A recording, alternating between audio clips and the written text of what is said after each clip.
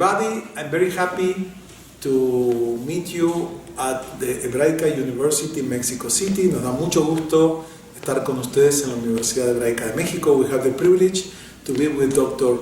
Henry Abramson, the Dean of the Tauro College in Brooklyn, a well-known historian in Jewish history, and we are very happy that Dr. Abramson is with us. Welcome, Dr. Abramson. Mucho gusto. Thank you. I'll say my one sentence now in Spanish. Please. Yo estoy muy feliz estar aquí, de estar aquí, thank you, Jar, en la Universidad de Hebraica, con ustedes, con mi mood. Muy feliz. Mucho gusto. Thank you very much. You were excellent. Now, tell us a little bit about who is Dr. Henry Abramson. Okay. That is a very difficult question. I usually try to avoid answering hard questions. But we had a very nice conversation earlier, so I think that for the purposes of this video, Henry Abramson is a person who was always quite fascinated with questions of identity. What makes a person identify with a particular group, an ideology, a place?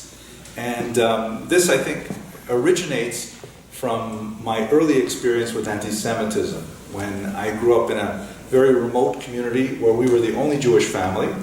And my parents sent me away when I was 10 years old to get a very brief Jewish education. And when I came back in my early teens, I discovered that so many of the kids that I played with had suddenly developed anti-Semitic ideas. And I said, where is this coming from? We used to play, and all of a sudden, I was gone for 3 years, and now I have horns and things like that. So ever since then, I've really been fascinated with the whole question of identity formation for oneself and also for the other. That sort of transformed into several other academic pursuits. I studied philosophy for a bachelor's degree, and then I eventually settled on the study of history to try to satisfy my own desire to know what makes a people a people. Very interesting. It's a good answer, right? I think I like the answer.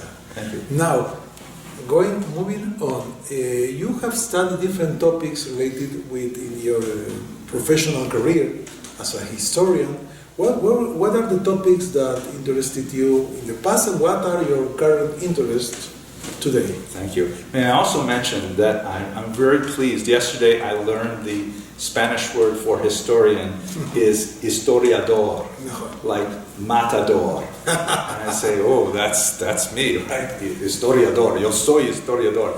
Or what I say, yo estoy. Yo soy historiador, right? I fight history and stuff like that. Except for the part of torturing bulls. I like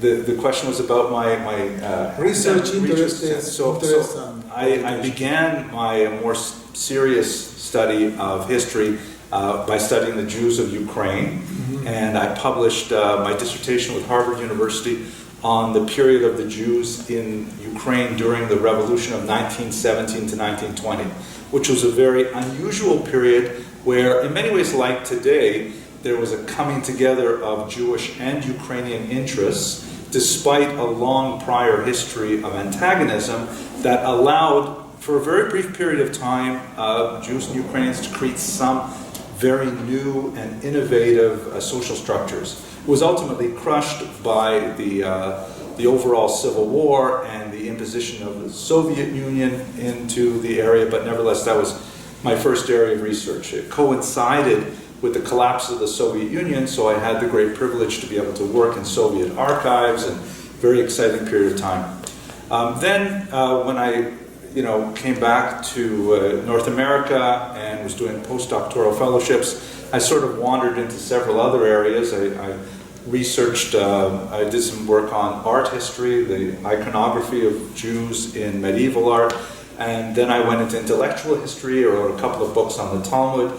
But the project that I have been very fascinated with in recent years is I'm working on a 3-volume survey of Jewish history intended for a popular audience, but it is kind of straddling the divide between, kind of like entertainment and high scholarly work, so that it's accessible. My target audience is really students about 18 to 24 years of age, because that's a period of identity formation, very important for me. And so I've been something of a generalist. The first volume is virtually complete right now. It's on the ancient period. The next volume will be medieval. The final will be modern, and it's under contract with Koren Publishers in Jerusalem. Very prestigious, an important publisher for Jewish books. They publish, by the way, the books of Rabbi Sachs. Rabbi Sachs, Rabbi Steinsaltz. I'm very, very proud to be included in the list. And so that will be, we're hoping to receive your books and read them, because I think that we need, there is a huge rate of Jewish feeling, but we need more Jewish literacy. And the famous Lithuanian French philosopher Emmanuel Levinas used to say, you immediately, I'm sure. I have been teaching a seminar in Strasbourg this June on Levinas, and the topic is the following. Levinas said that Judaism is a religion of adults. It's not a childhood religion with just feeling and just customs. You need to understand. He's a Lithuanian, you need a Talmudist. You need to understand, to discuss. So, what would be your message to the more traditional world, which knows a lot about Jewish sources, halakha, but they lack a real information about what happens in the development of Jewish people? What would be your message to this group of people who are very committed as Jews, but they lack a real understanding of the general framework of their lives? I'm glad you asked that hard question. We were talking a little bit about it earlier, but we had so many exciting things to discuss, I never got a chance to respond. And that I think is one of the most important observations that I gathered from your comments. What I think, there are many, many history enthusiasts. There are many, many, very well-meaning rabbis and so on who read history books and then, transmit historical information to their students, and hugely valuable, incredibly important for identity formation and so on. But we are living in an era of change which we haven't seen in 500 years. And I'm talking specifically about the impact of the internet. The internet has changed our society so dramatically. You and I are part of the transitional generation. We remember what it was like in Mitzrayim, in Egypt, right? Where we used to eat the melons and things like that. But the new generation, like our photographer here, has no idea what it was like before cell phones, the internet, and so on. And one of the things that I believe those well-meaning history enthusiasts miss is that if you take low-quality history, which caters to emotional needs, which caters to ethnographic and ethnocentric needs, then your students are going to fact-check you.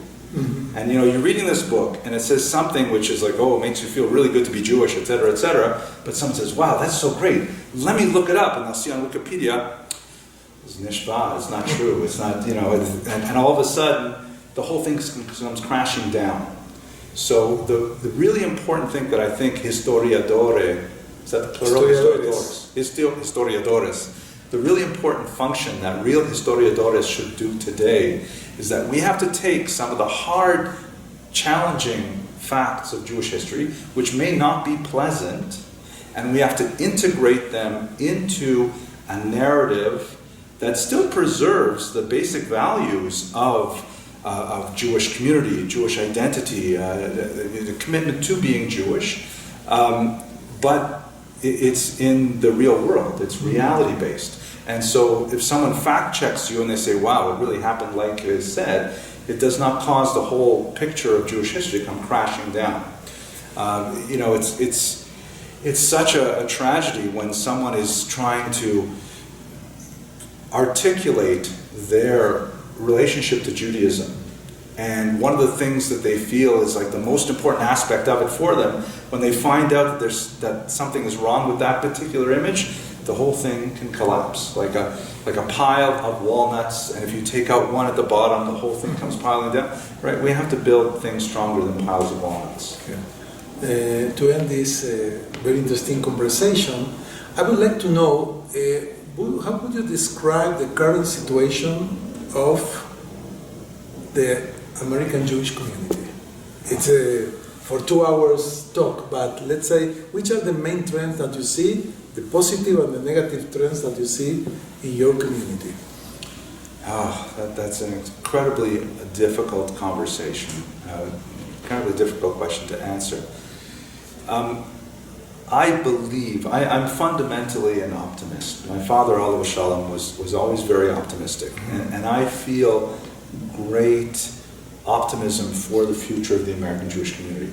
I do believe, however, that the American Jewish community is going through dynamic changes, not all of which are positive, and by the time we figure out how to adapt to these changes, we may be a very different Jewish community. The complexion of the Jewish community, the contours of the Jewish community may be radically altered.